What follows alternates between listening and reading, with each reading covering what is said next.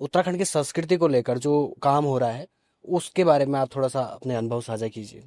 देखिए, उत्तराखंड की संस्कृति अगर देखनी है तो हमें जौनसार जाना पड़ेगा, हमें रवई जाना पड़ेगा, हमें चक्राता जाना पड़ेगा। यूं तो संस्कृति सब जगह है, लेकिन बचा किसने रखी है उस पे जाना पड़ेगा। तो वो अभी तक पूर्णता जो बची हुई है वो चक्राता ही है। जौनपुर, जौनसार, चक्राता, उनके अगर आप देखेंगे डंगवाल जी, तो उनके महासू महाराज हैं। कोई मंदिर नहीं मिलेगा आपको।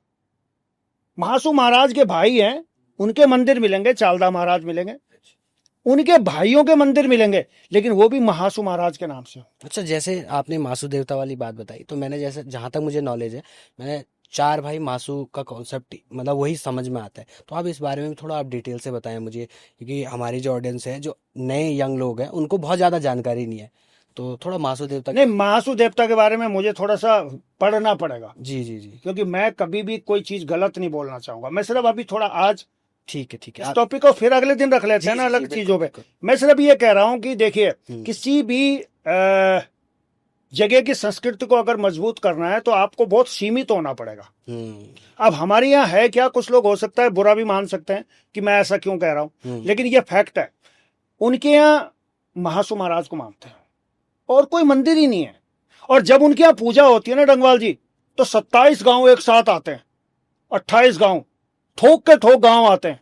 अब हमारे यहाँ समस्या ये है कि हमने 1 किलोमीटर पे, 2 किलोमीटर पे मंदिर बना दिए। इससे हो क्या रहा, हमारी आस्था बट गई।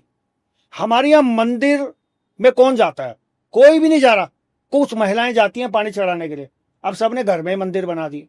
मैं ये नहीं कह रहा हूं कि मंदिर नहीं बनने चाहिए, लेकिन मैं ये कह रहा हूं कि अगर आस्था को हमने और मजबूत करना है तो हमें इस बारे में भी सोचना पड़ेगा कि यार, संस्कृति, आस्था, ये रवई घाटी में ज्यादा क्यों है? वो लोग अपने मंदिरों के प्रति या अपने महाराज के प्रति इतने निष्ठावान क्यों है? हमारे यहाँ लोग सत्संग में भी जाते हैं। अभी एक और भी होने वाला है, वो कोई जया किशोरी जी का। अच्छा, अब देखो ना, मैं क्या कर रहा हूं, आस्था की बात तो कर रहा हूं ना। अब आस्था मजबूत नहीं है, मुझे नहीं लगता कि जौनसार के लोग कहीं जाते होंगे सत्संग सुनने। कई लोग हो सकता है बुरा मान जाए, सत्संग सुनने जाते होंगे, बुरा नहीं मानो भूलो। मैं बता रहा हूं, हमारे यहाँ हमारे इष्ट देवता है ना, सही बात है, है। कुल देवी है। अब उनसे बाहर निकल के हम कहां जाने लगे? सत्संग। यानी हम मूल खो रहे हैं अपना। खो दिया, लेकिन मूल बचा हुआ कहां है? ओबीसी का आरक्षण पता कहां है आपको? चक्राता में। क्यों है उन्हें? ये वो जो इंटीरियर वाली बेल्ट है सिर्फ ओबीसी में, वही क्यों है? क्योंकि उन्होंने अपनी संस्कृति, सभ्यता, परंपरा बचा के रखी है। हमने तो खो दी और आगे बढ़ा रहे। हाँ, हम तो डीजे को बुलाते हैं, अपने ढोल दमाऊ भी नहीं बुलाते। उन्होंने कहा, हट डीजे वाले भैजी जरा गाना लगा दे, और एक टांग इधर और एक टांग उधर। ये नहीं है कल्चर। उनके यहाँ तांदी लगती है और कोई नहीं बोलता उन्हें कि लाइन में खड़े हो जाओ, अपने आप लाइन में खड़े हो जाते हैं। उधर बुजुर्ग नाच रहे हैं, इधर महिलाएं नाच रही हैं, इधर बच्चे नाच रहे हैं।